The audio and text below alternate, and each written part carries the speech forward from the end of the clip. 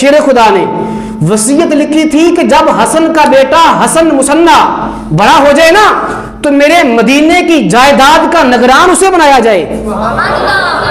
ان کے بیٹے ہیں عبداللہ المحض، جن کی نسل سے حضور غوث پاک آئے ہیں، کی نسل سے داتا علی حجویری آئے ہیں۔ ارباب کے سینے ٹھنڈے ہو جائیں گے۔ یہ ہیں حسن مصنع، جن کے بیٹے ہیں عبداللہ المحض، ان کے بیٹے ہیں محمد ابراہیم نفس زکیہ، ان کے بیٹے حسن مصنع کے پوتے حضرت سید شاہ عبداللہ شاہ غازی۔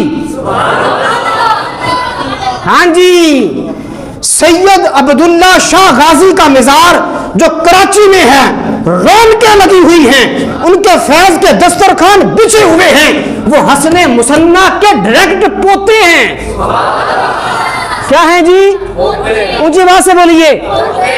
تو جس حسن مصنع کے نسل میں سے غوث اعظم بھی ہوں، داتا علی حجویری بھی ہو، جن کی نسل سے عبداللہ شاہ غازی بھی ہو، وہ امام کیوں نہیں ہو سکتا؟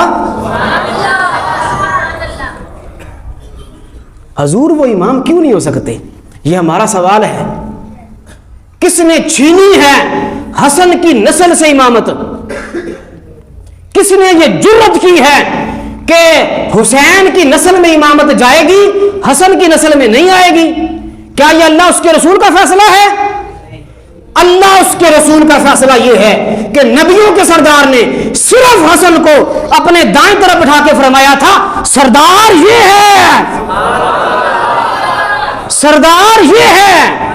اما حسن فالو ہیبتی و صحبتی، فرمایا میرا روب، میرا دبدبا حسن کے لیے ہے، میری سرداریاں بھی حسن کے لیے ہیں۔ تو حضور میری یہ ایسے امت سے ہاتھ جوڑ کے گزارش ہے، حسن کی نسل پاک بھی امام ہیں۔ ہاں، یہ گستاخی نہ کریں کہ ان کی نسل پاک سے امامت کا تاج چھینیں۔ حسن پاک تو وہ ہیں جو حسین کے بھی بڑے بھائی ہیں، حسن پاک وہ ہیں جو شیر خدا کے بھی جانشین ہیں۔